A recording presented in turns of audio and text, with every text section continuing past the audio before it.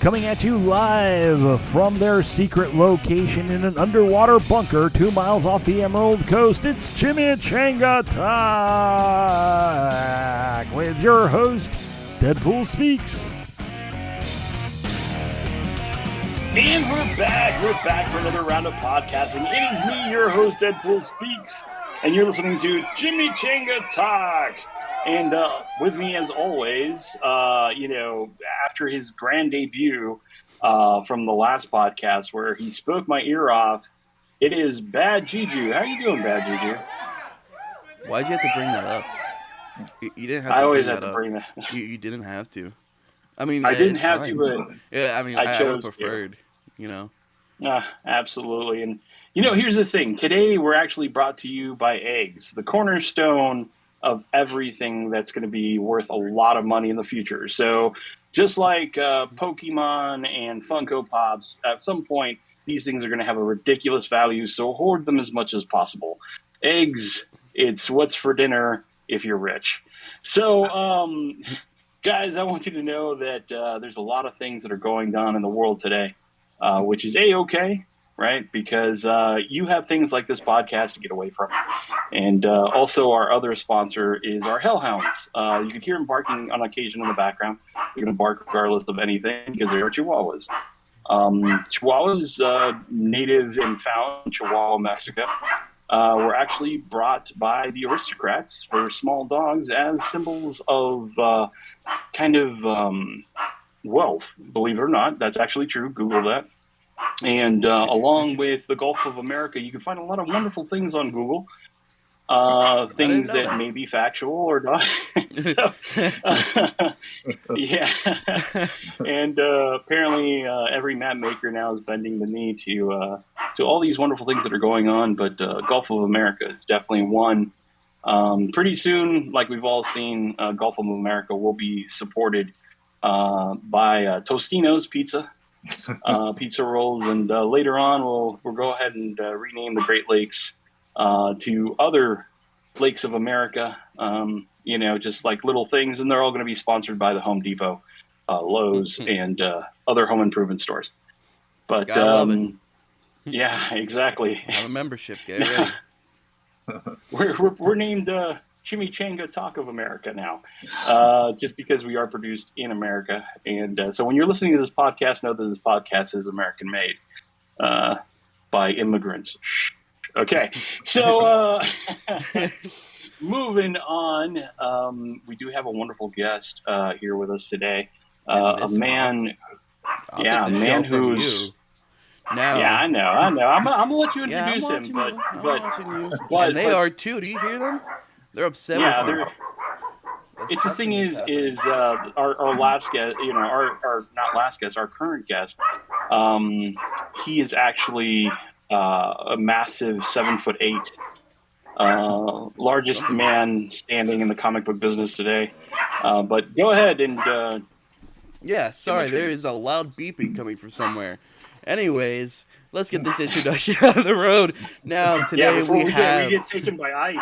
What's going on? Just one thing they're listening. We have a sonar array going off somewhere in here. I can hear it, but it'll go away eventually, probably. Anyways, today we have the founder and writer for Flatline Comics, bringing you stuff like Vicious Circus, Last Ride for the Four Horsemen, and many more. I don't have the whole list. I can't fit them on one little postcard. Please welcome Kevin LaPorte. Hey guys, thanks for having me. Good to see you guys again. Oh, fantastic! Kevin, it's been a long time. It's been about 5 to 6 years. Definitely before the pandemic shut down all the cons. Yeah. Yeah. We were part of the con family. We would see each other everywhere, and you would continuously be growing.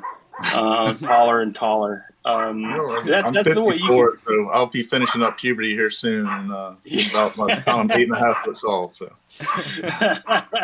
no, it's true. It's like if you ever get the chance to see Kevin at some of the many conventions he goes to, which you definitely need to.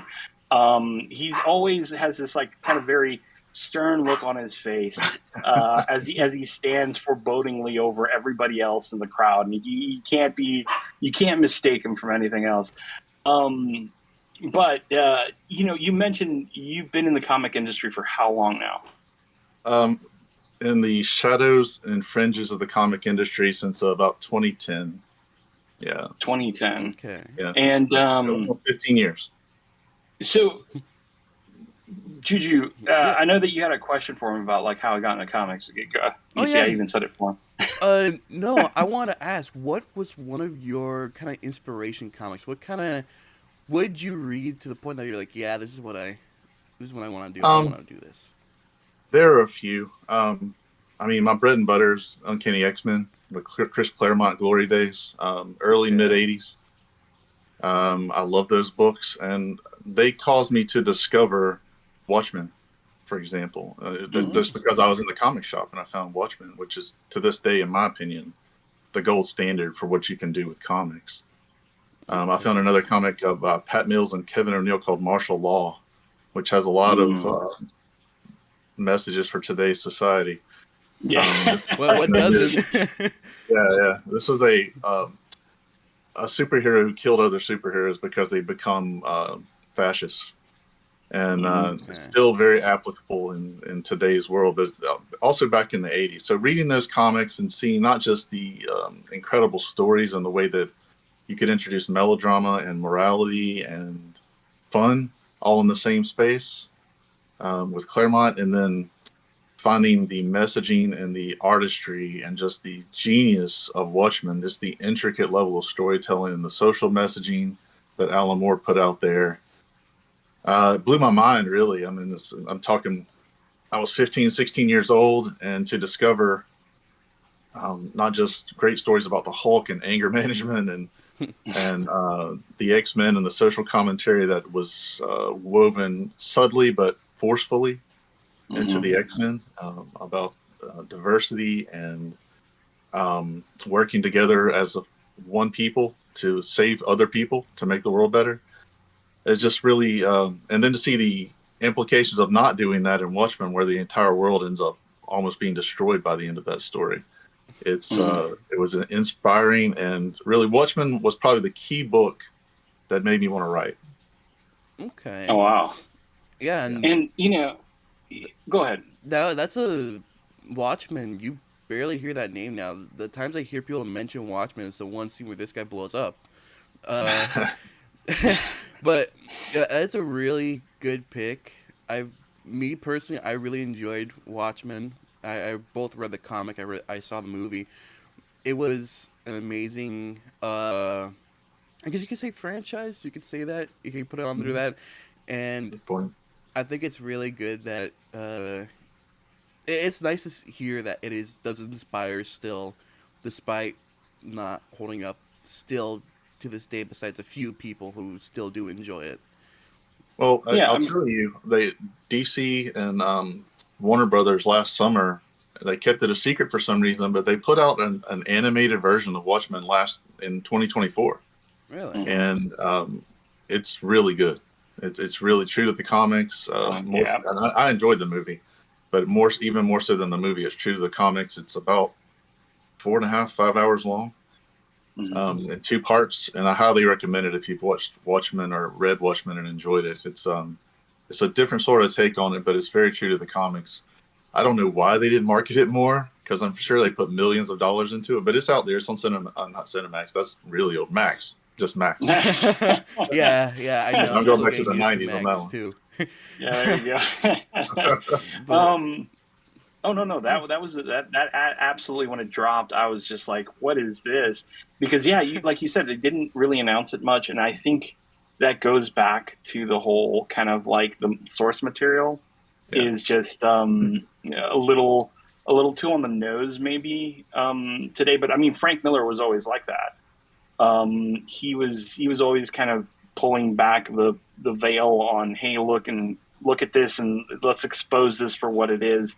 Let's look at humanity from the darker side, where people were used to looking at comics as kind of an escape from just the regular world. But he kind of thrusted us into it, and then brought those issues into kind of like, hey, let's deal with this with superheroes.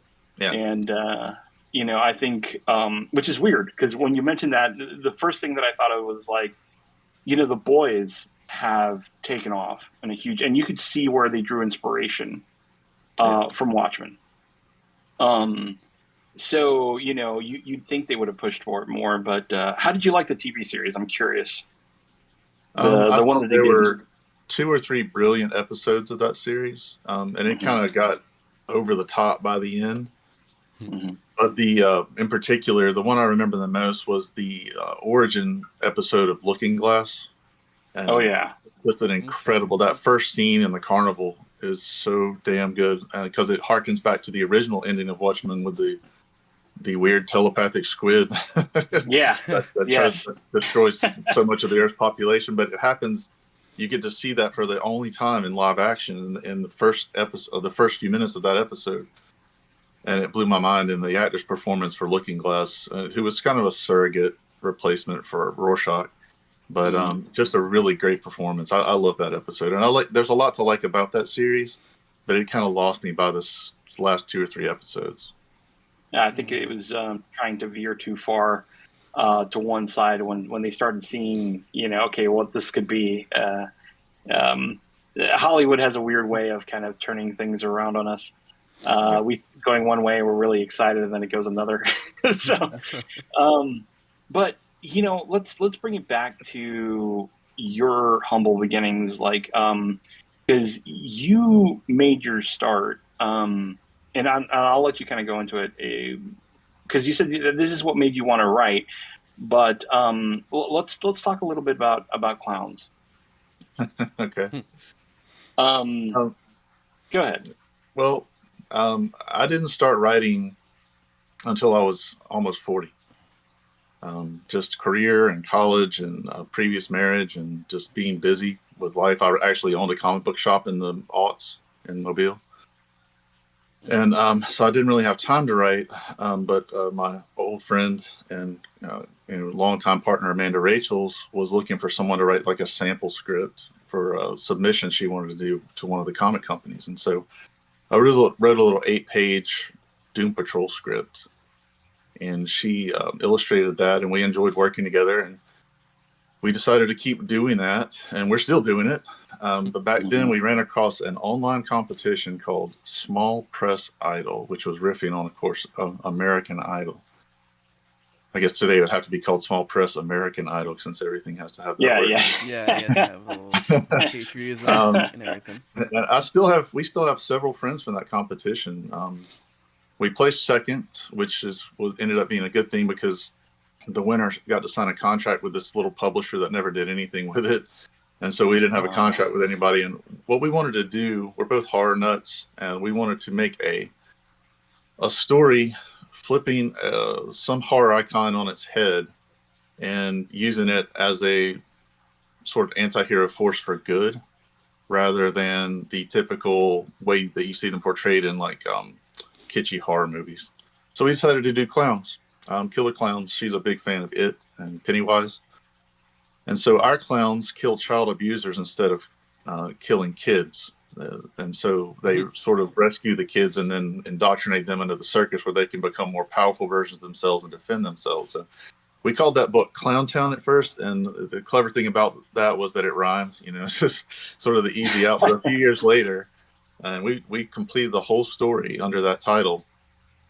But I had a brainstorm one day, and we changed it to Vicious Circus, and it's been Vicious Circus ever since. And we've produced going on 500 to 600 pages of material with Vicious Circus since 2009, 2010. Yeah, special Christmas episodes that you've released, Christmas comics. Little offsprings. Yeah, I wanted to diversify the line a few years ago. It was doing really well. And Amanda only has so much time in the day to draw, so I brought in a couple of other artists, Oscar Pinto, on a Halloween book. And we did 4 years of that book, 24 pages, a special every Halloween. So now I have these 96 pages of amazing Halloween stories with beautiful art by Oscar Pinto, whose work reminds me of Bill Sienkiewicz, who's worked for Marvel for many, many years.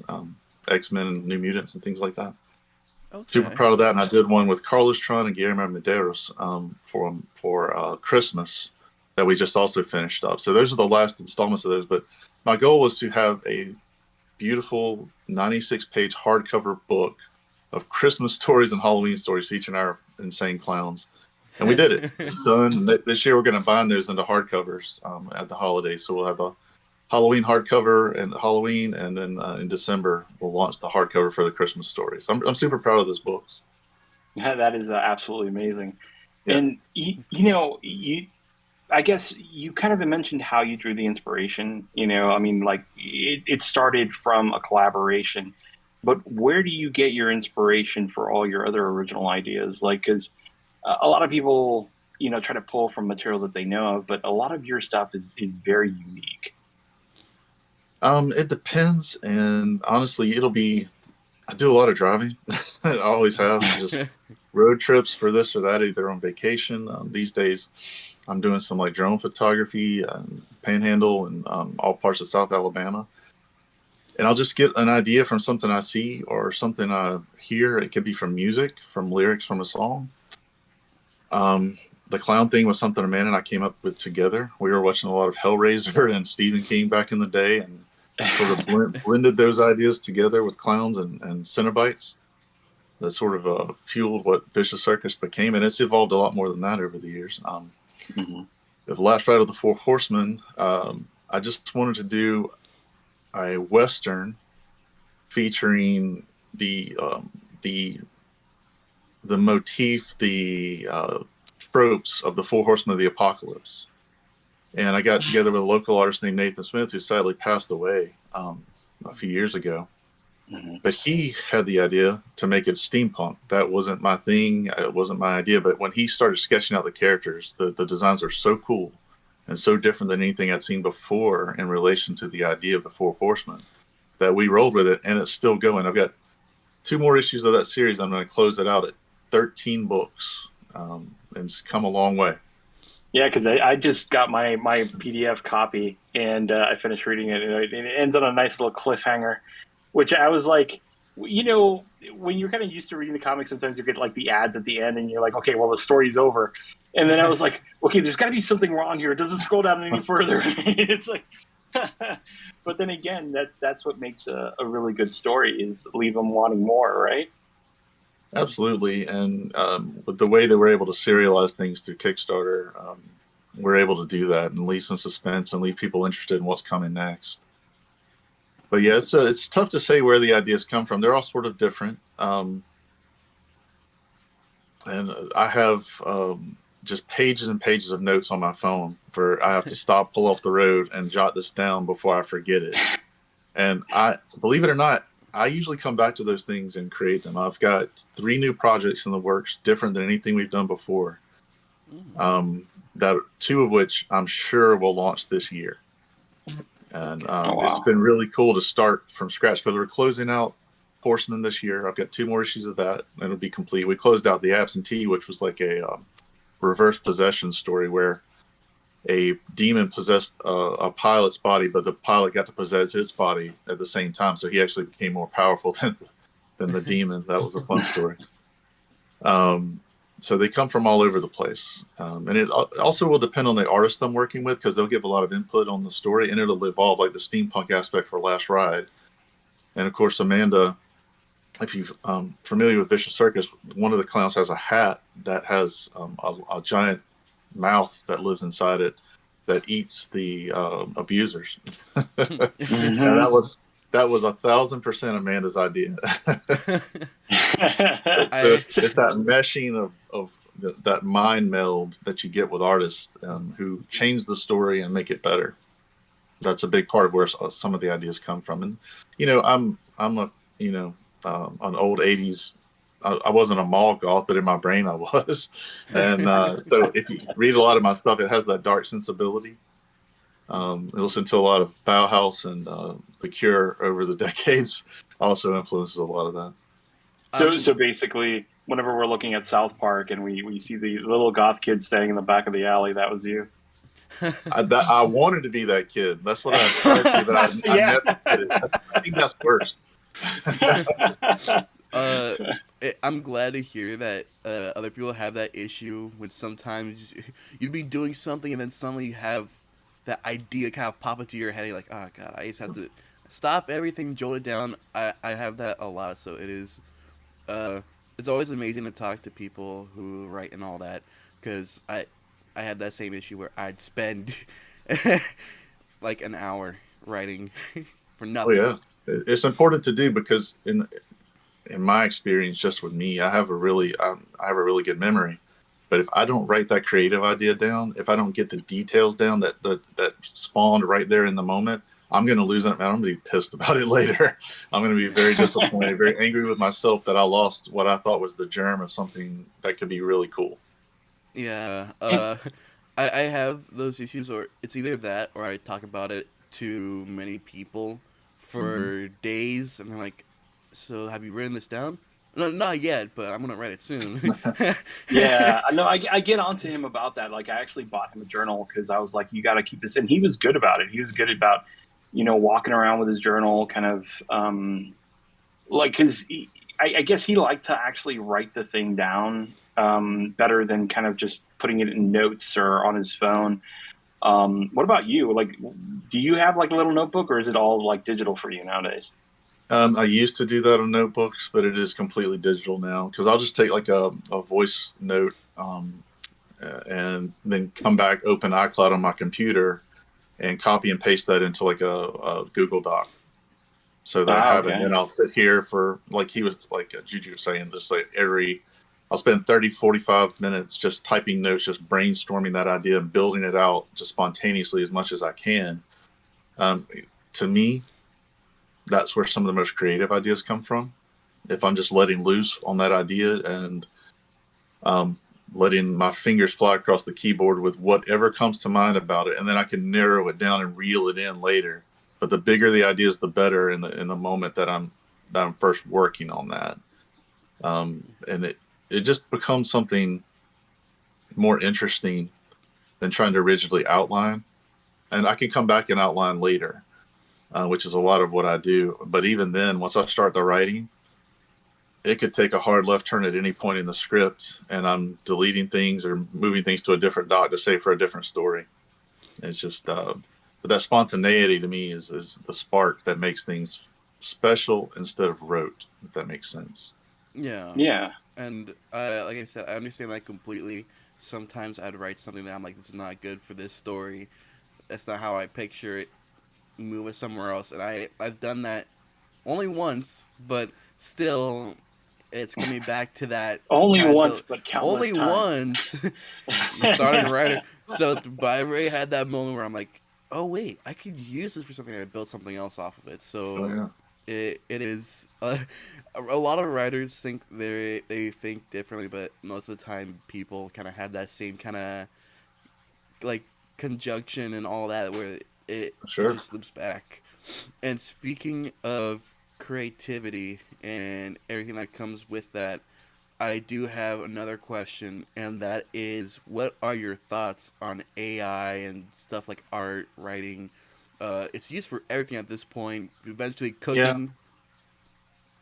yeah. In terms of creativity, and I'll just confine my answer to comics since that's what I know. I've been doing this project on Kickstarter for about the past 6 months now, where every day I hate myself apparently. Every day I go through every single project on Kickstarter Mm, and write a synopsis of it for my Substack that I write. And what I've discovered, and I was looking at the ones from Tuesday just today, I'm a couple of days behind, and I found two that were using AI explicitly for their cover art. And this is all I won't say porn art, but it's all explicit. it's all explicit. It's all nude women, and Kickstarter requires you to disclose if you're using AI in any capacity for writing, for coloring, for art, for anything before you can. And they're not really enforcing this. It's on the honor system. So some people disclose, other people don't. But you can look at the art and tell that's not a person didn't make that.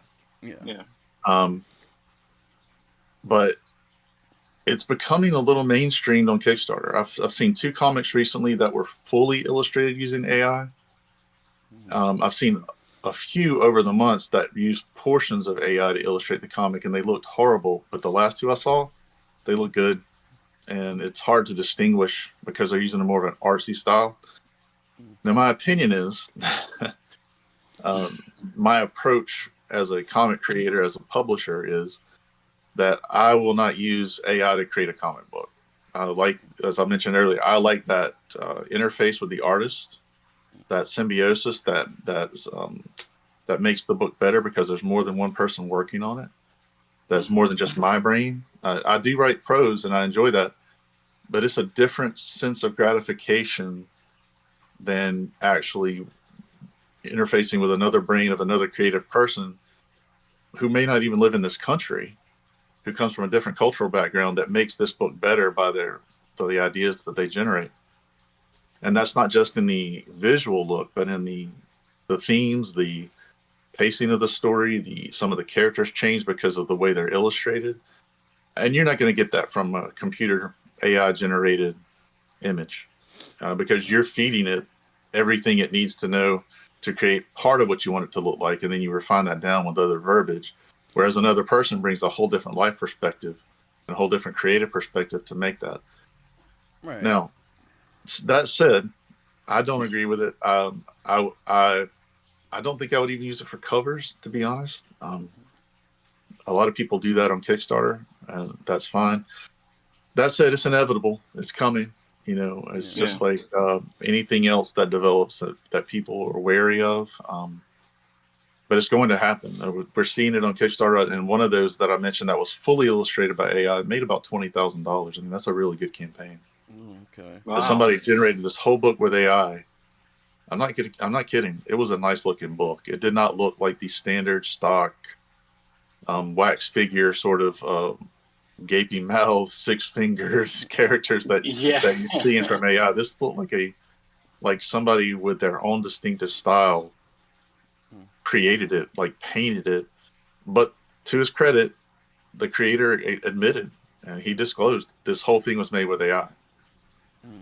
He's not trying to obscure it. I have found, and like my most popular article on Substack ever was one where a guy had done a comic book, and every cover was an AI nude cover with gigantic breasts and crotch shots and the whole 9 yards. And it was very refined. It looked like it was made by Hustler or something. But when you opened it up, it looked like it was made by a 9-year-old, like who had never seen female anatomy. It's so poorly drawn. It looked like, I tried to do it with my eyes closed, and I can't draw with my eyes open. And I called it out for being a bait and switch, because if you don't scroll, 30 feet down to the bottom of that Kickstarter page and look at the interior art, you're being sold a bill of goods. And granted, a lot of people that are buying these books with the porn covers just want the covers. They're not looking inside the book. But I just thought it was total garbage to pretend like you're creating a piece of artwork when really a computer AI presence is generating the art on the outside, and what you're getting on the inside is a completely different product. That's totally amateurish. And that thing has gotten thousands of views and hundreds of likes. That article I wrote, because people feel that way. They feel like they're being cheated out of something, not just because the inside art was different, but because some people are looking for expertise in the art. They're looking for a soul in the art.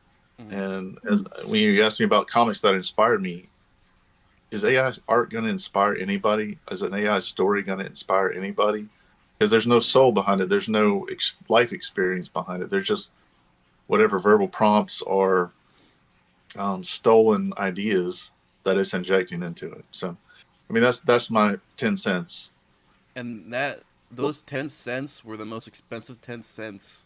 Because that was beautifully put, and I do agree that a lot of things, art, writing, anything, what makes it beautiful is the feeling that comes from it. I've met a few writers, and they've all told me one of the most important things is putting a bit of yourself in that writing, because then other people can feel like this is human, this is real, Yeah. and still keep them immersed in a world. So I do agree, and I think you put it perfectly on how it's inevitable. It's going to happen. A lot of Yeah. people do use AI Yeah. in Like modern day. Yeah. I admit it. I do use AI like to the little clip things for Chimichanga Talk. And I told him, I told, Juju is like, I'm not going to go ever create anything that I would sell to anyone else for the general purpose of, doing this. And I love to hire artists like Rover. Rover was our artist for Chimichanga Talk. He created all of our characters out of ideas that we collaborated with. And I still kind of hold him to that if I can reach out to him. And he has a really, really busy schedule, and I haven't been able to find another artist that I really enjoy that matches the same style. But I do have to kind of create content, which is like little thumbnails and stuff like that. Right. And sometimes, like, I don't mind leaving the crazy computer generated crap in there because it's kind of like on brand for us, we're just a little bit off kilter. But I would never, and I told this to you, I would never create like something where I would want to sell it to a public or create a print or do anything like that to go ahead and kind of use it for that factor. Because I'm 100% aware that AI is going to be sweeping through, and it has been. I mean, AI has been around for a long time. It's just now being more publicly accessible. But I agree with your thoughts, and it's sad because I think that out of everybody out there, all these artists that are on different social media, hey, reach out to me. I want to paint. The biggest thing they want to do is cover art. Yeah. You'll find that it's like most artists don't want to dedicate their time to doing a full-on comic. They'd rather just, hey, I could do cover art and make it look amazing because it's a one shot, Yeah. But yeah, no, I get where you're coming from 110%. Yeah, and I understand why people would want to do it, and why writers would want to do it. It's expensive to hire an artist. And some of them will flake on you, not finish a project, and it's difficult. I understand that, but just from my perspective, what I get out of making comics, because we break even making comics, well, we don't see a penny of it in profit. I've never been paid to make a comic, but we do break even making comics. But I'm still going to find somebody to pay to do that, because to me, what I get out of it is the gratification of the creation. And if I'm not creating something myself, why am I doing this? I could sell out and try to make something that I thought would make the most money on Kickstarter, but I'm not going to be enjoying that. And maybe that's stupid on my part, but that's just how I see it. And like the books that I've got coming out later this year, the new stuff, I really wanted to dip deeper into my own personal well of interest and my own sensibilities, and create something from that, even beyond what we've done before. And at my current level of learning from the last 15 years, instead of just finishing up older projects, which I'm super proud of, but I'm just ready to do something new that's reflective of what I've learned, how much better I've become as a writer and a publisher and a designer. And I can only do that with better artists who have also grown over those same years. And I have something in the works. I've got something else with Guillermo, who's did the last couple of Christmas specials, and something also with Carlos Tron, who did the first two Christmas specials. So we've got some cool stuff coming up, and I couldn't do that by spending hours in front of my computer with verbal prompts. It would not feel the same, and I wouldn't feel the same about it. I wouldn't love those books like I love them now. So. And one thing is, whenever you launch a Kickstarter, you are always in the top there, top tier under comic creation. Which, like you said, there is a slew of just comics inundating, both good and garbage. Also, Kickstarter, and that's kind of like what's really funded you, like your machine, and keeps it going. How hard is that to keep like an independent press chugging along the rails as you do? It's incredibly hard. Like I said, we don't get paid for it. The books pay for themselves. So I'm pleased with that. I don't have to come out of pocket on any of it. By the end of the day, once a book is produced and printed, and we manage the print runs depending on how much the funding is, so that we don't go out of whack there. But they're all very small print runs to keep the finances in check. But I can tell you, we haven't done conventions nearly as much in the past year just because they're more expensive. We're thankful for the conventions in Tallahassee and Huntsville for having us every year, pro bono. But we've seen people that do what we do fall to the wayside and quit over the years. Many of them, and actually, I'll say most of them. And out of what I would say are our colleagues, people who do the same sort of, we do at this point 8 to 10 books a year, which is ambitious for us. We used to do 3 or 4. So the people that were doing 3 or 4 back in the 2010s, most of them are gone. Our buddy at Cosmic Times, Mark Pierre, is still going. But the people that we would be set up next to at most of the cons, they're not doing this anymore. It got frustrating, or it got financially overwhelming. Conventions got more expensive. Printing after COVID got way more expensive, and it has not come down. Yeah. There was a paper shortage that caused people to be 6+ months late fulfilling some Kickstarters. That was a real thing that happened in 2021 during the pandemic. It was awful. It put some people out of business. And now I never did Diamond distribution to comic shops because I dealt with them as a shop owner in the aughts, and they were terrible to work with. And I thought they would be terrible to work with as a vendor. But a lot of people did, and now they've declared bankruptcy, and they're going to put a lot of people out of business now. So it's dicey, and you have to have a solid plan, and you have to be very conservative with your finances, and you have to rein in your ideas for big, huge projects to smaller projects that take longer to produce, so that you can get them done without breaking the bank, without putting your family and your home in financial peril. But it can still happen. But I just know people that got scared away because it got so much more expensive to do, or their art partners or their writing partners flaked, didn't finish the work, and they were left high and dry with like half-ass products that they couldn't finish. They just didn't have the money, or they didn't have the artistic connection, either on the writing side or the art side, to finish it. So it's super difficult. I'll tell you, there have been years where I started to shut it down. It can be so overwhelming at times trying to do all this, because it's just me and Amanda. Flatline Comics Inverse Press is just me and Amanda. And we do, if you get a book from us and we ship it, one of us put the tape on that box. We're coming up with the ideas. We're keeping the online presence. We're writing, we're drawing, we're interfacing with the artists that are outside of our studio, which is a spare bedroom that you're looking at right now. We're breaking the boxes open when the books come in from the printer. We're doing the pre-press. We're shipping the books out when they come in, and we do every single step. It's just me and her.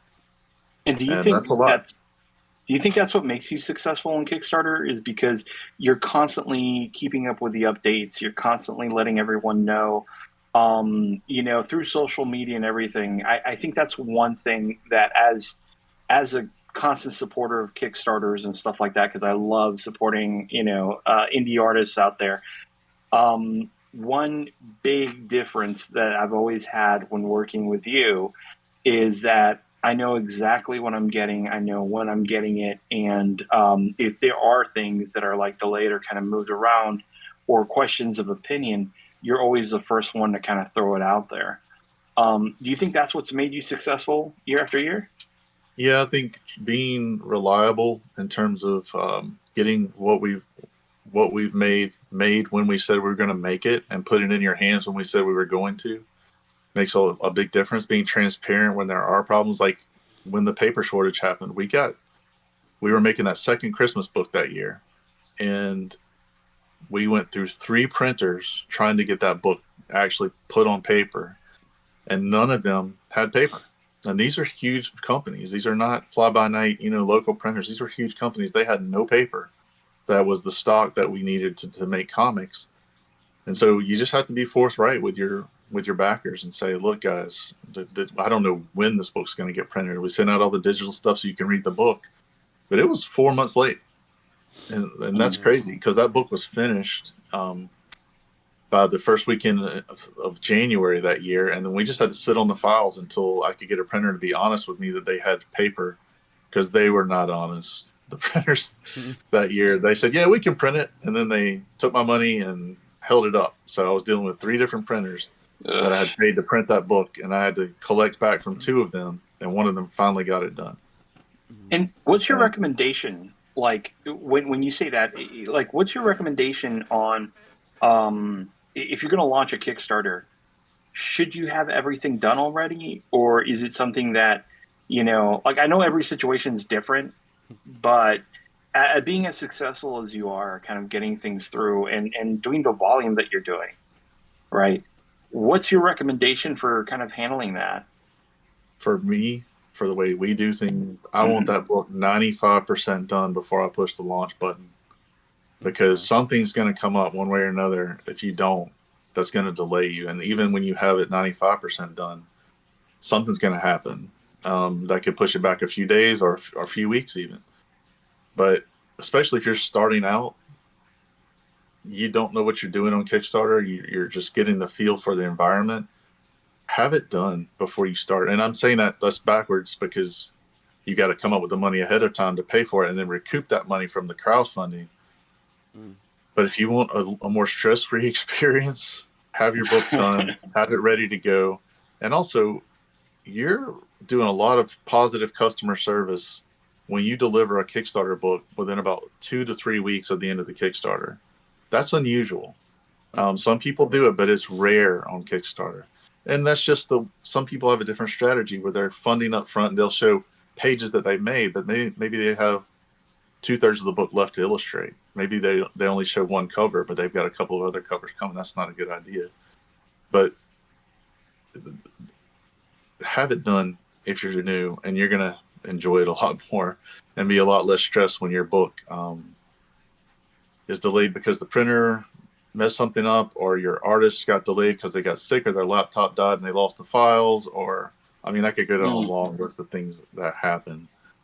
But I can relate a story of an experienced Kickstarter crowdfunder who made about $45,000 on a book unexpectedly. And I think they expected to make about a quarter of that much, and it blew up. And then they were dealing with much larger numbers, a much larger print run, and they got overwhelmed, and not just in terms of the work that was needed to get it done, but they got emotionally overwhelmed. And that book came out 2 years late. It was a 30-page comic. It came out 2 years late because they were so overwhelmed. And then they were getting blasted in social media. They were getting blasted in the comment section on their Kickstarter page. And they just kind of went into hiding. They did ultimately finish it. But if you keep somebody waiting 2 years, you've destroyed your audience. And there's enough attrition on Kickstarter as it is with audience, just because of some things that are going on there, to not have to deal with that kind of fallout from what was a great success suddenly becomes a great failure. Have it done up front. That's my recommendation. And do you think covers sell a book more? Because you've mentioned it twice prominently that, it's do you think covers really are what kind of sells people into putting the money in as much as the story? And Kickstarter, absolutely. I think there are people looking more for stories, but I think the way Kickstarter is configured right now and the way that they're handling things right now, the covers are absolutely driving most of the revenue. I'll give you some real numbers. For December, all the Kickstarters that launched in December just finished up last week. And so for December, adult comics with nude covers, which I put in a separate category in my analysis, accounted for 47% of all crowdfunding dollars in the Kickstarter comics category for that month. That's over 500. It's almost $520,000 in December, which is the slowest month of the year for Kickstarter. And it drove almost half the money that came through that category just because of covers. That's Oh, all wow. covers. Now, some of those have decent stories in there too, but about, I would guess, 5 out of 6 don't. The story is an afterthought. They're just selling probably anywhere from 4 to 16 or 20 different nude covers. And that's driving all that money because they'll sell you the regular cover for $20 for a 20-page comic, which is expensive, not really crazy expensive for Kickstarter. But then they'll sell you a half-dressed version of the same character on the cover for $40. And then they'll sell you a fully nude version of the same character on the same cover for $60. And people are buying all of them across the spectrum. So they might be buying 3 versions of the same cover across 10 covers. That's 30 covers. And when you do the math, I mean, you're talking hundreds of dollars, and they're dropping that money because you can see from $520,000 in just December alone. Yeah. So basically, sell to perverts. Yeah, I mean, I say that popular. jokingly. You can send the hate mail to me. Yeah. No, but it's true. More and more than anything else. I mean, sex sells. It's a factor everywhere, from movies to comics to music. Drinks now. It is just the subject matter that is guaranteed to sell. Right. It's just interesting that I didn't realize that it was that dominant of a Well, thing, of a factor to make a success. nobody has crunched those numbers before I did it. I looked everywhere to see if that was out there, and that's why I started the Substack, was to kind of dig into not just the not safe for work books or the nude books, but just what's happening on Kickstarter, and to kind of spotlight the real comics on Kickstarter, because there's some amazing comics on Kickstarter that nobody sees because they're buried in a sea of 300 plus books that are on there at a time, a lot of which are either just like the not safe for work books that don't care about story, or a lot of which are novice level books that don't compare. And there's nothing wrong with that. It's just a fact. But they're buried in there. And so I wanted to tease out the real books. And some of those are some of the not safe for work books. There's some amazing books on there. Pat Shan and his group, they make beautifully illustrated, thoughtfully crafted stories, but they are sex driven stories. That's fine. But they're making real comics regardless. Not everybody's doing that. Most people aren't doing that. Yeah. But there's good stuff on there no matter what you're looking for. Just a lot of it is buried. I'll see some with 14 backers, and I'm looking at the art and the covers. I'm like, why isn't anybody seeing this book? It's such a cool story concept.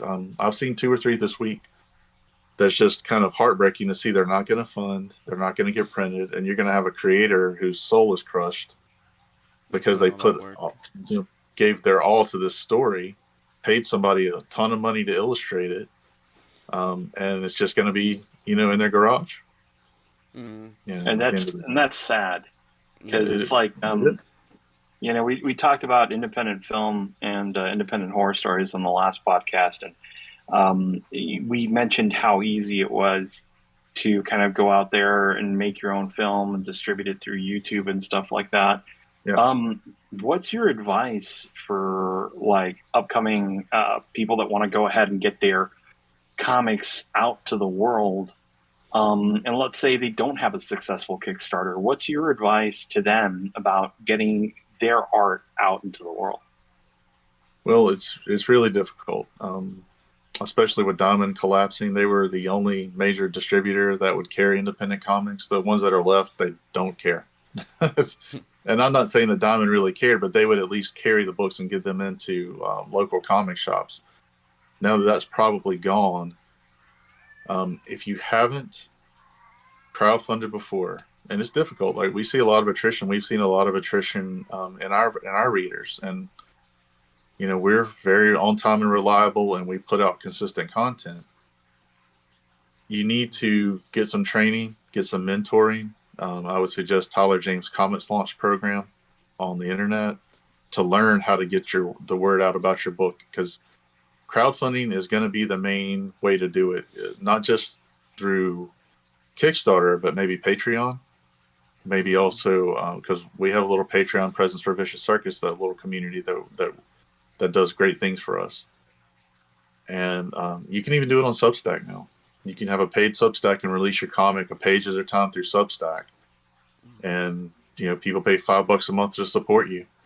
And that's a really good way to build audience. Some people print or publish their comics through Instagram. I don't recommend that, but some people do it a page at a time on Instagram, and you can go through and read it one page at a time across the rows. But social media is going to be your main outlet. You can go through Amazon, but it's a mess. That's a slippery slope. It is. There's so much there already, but also they're constantly changing their rules, and you'll find that your book was delisted. They didn't notify you. You don't know how long it's been delisted. There's been no sales. It's rough waters. To me, my philosophy is if I can make my books break even, get them into the hands of people that are interested, sell a few at a con a few times a year, sell a few through digital outlets. Amazon is one. Looking into some others, then I have to be content with that. I am risk averse when it comes to the money associated with comics. I've seen too many people spend themselves into dark places and never be able to make a comic again on top of it to take the risk myself. I'd rather be totally indie and kind of niche, very niche, than to put what I do at risk or to put any of my other standard finances at risk. So be careful. You can still get your comic out there and still be careful. Now, where can we find you, Kevin? Basically, I know that you mentioned your Substack, but where else can we find all your work? Tell us about Inverse Press. We have a website, flatlinecomics.com or inversepress.com. Go to the same website. And all of our current material is there. Anything that we have in stock is there. And we've recently been collecting, we collected Vicious Circus into an omnibus last year. We collected The Absentee into an omnibus last year. I'll be doing the same thing with Last Ride of the Four Horsemen in 26. But so all of our material is available through that site in print. And we have it digitally as well through Comixology on Amazon.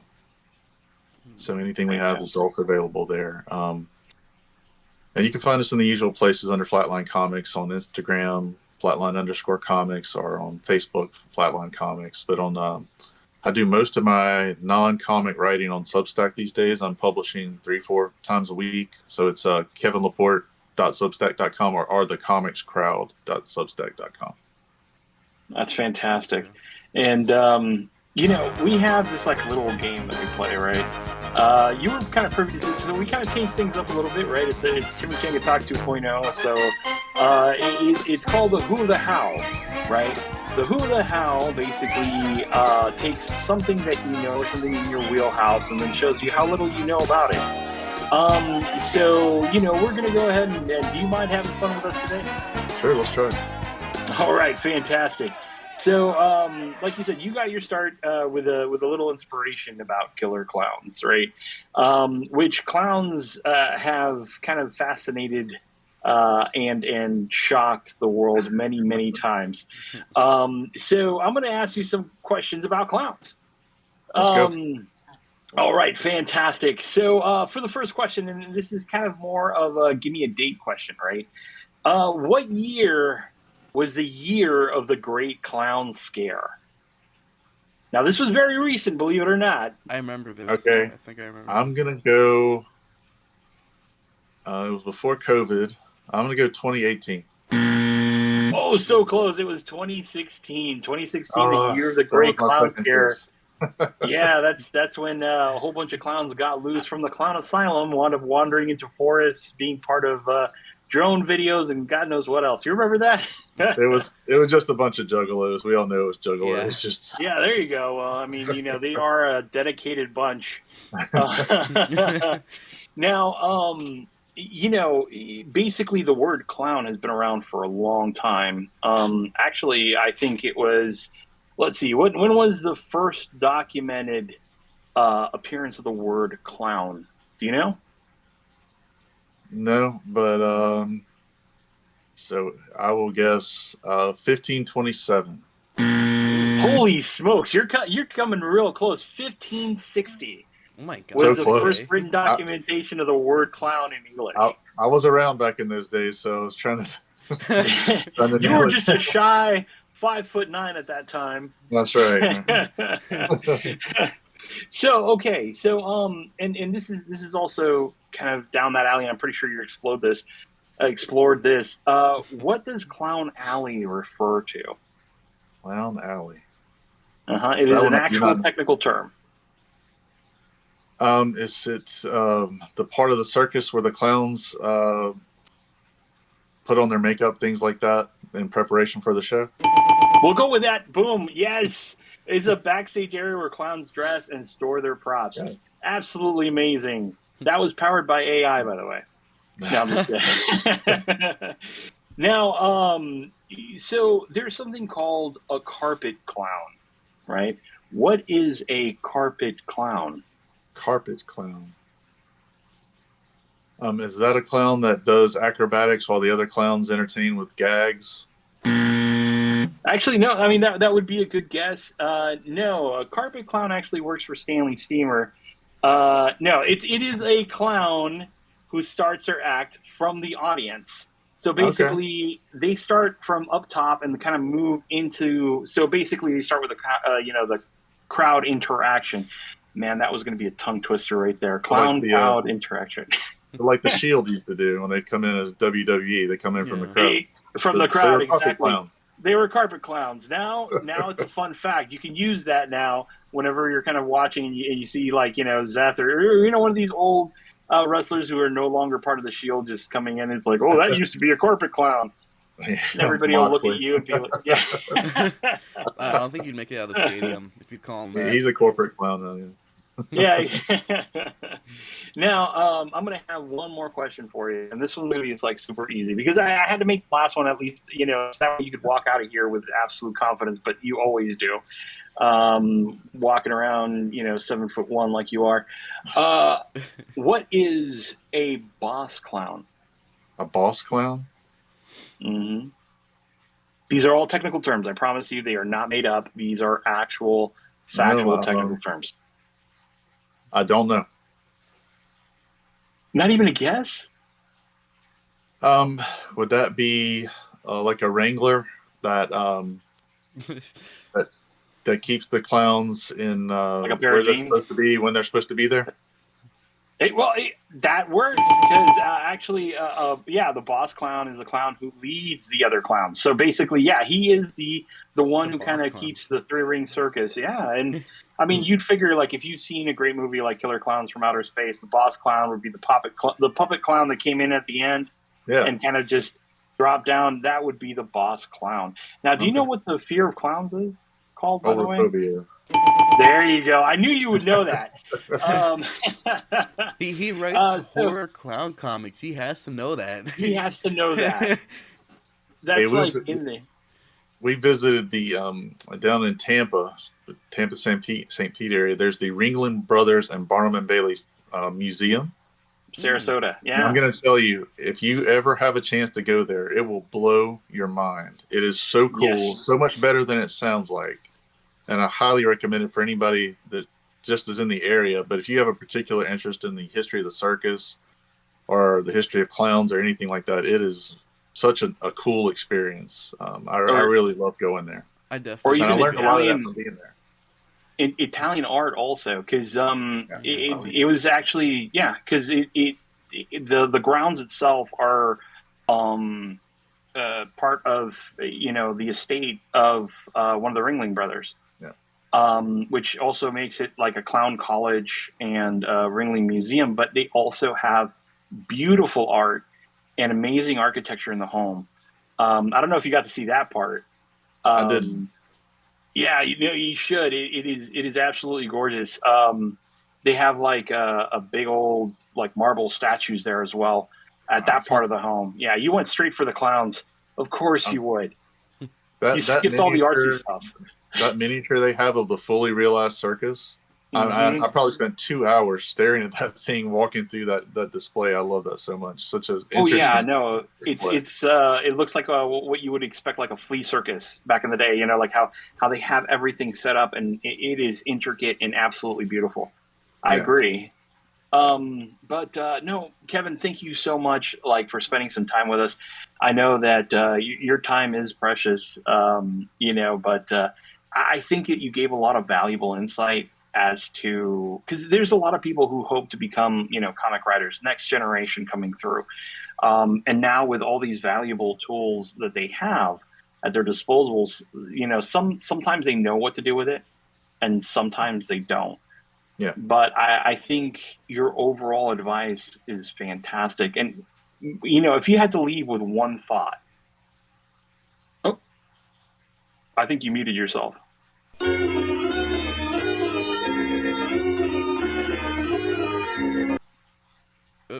on, old guy. There you go. How about now? There you go. Okay. So I didn't even touch anything. I don't know what happened. So if you had to leave us with one final thought, just like a kind of an inspirational word for, comic book writers out there, or just comic creators that want to go on the indie circuit and just kind of put their art out there, what would be the one kind of line that you would leave them with?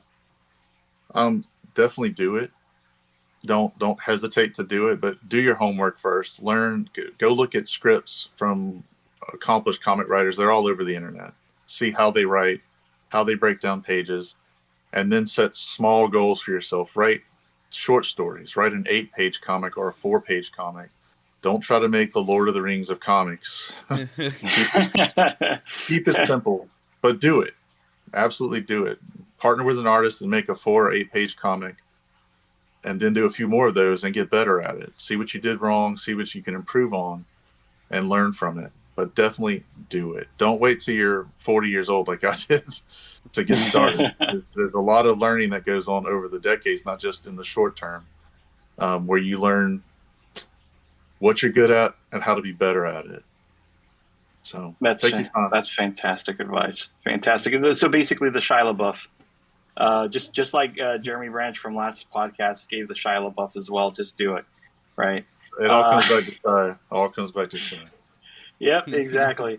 And guys, thank you so much for listening in. These has been absolutely brilliant words. Remember, you can find Kevin at Inverse Press or flatlinecomics.com. Both of them lead them to where you need to go, plus all the social media. Remember, just do it is not only the term, but it's just American do it. Remember, that's the key for now.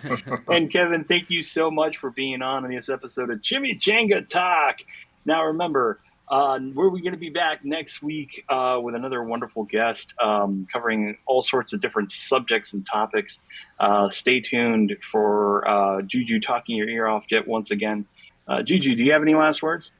Oh, me? I have last words? Check out Vicious Circus. I've read a little bit of it. It is amazing. So please check it out. Release your inner goth. But yeah, exactly. And definitely enjoy it. But as for us here at Chimichanga Talk, thank you so much for listening. My name is Deadpool Speaks, and that was Bad Juju and Kevin LaPorte. And we're out. Thank you for listening this week, and remember, just like always, we will be back next week with another great guest and more adventures from the land of Chimichanga Talk. So tune in next time, same Deadpool time, same Deadpool channel.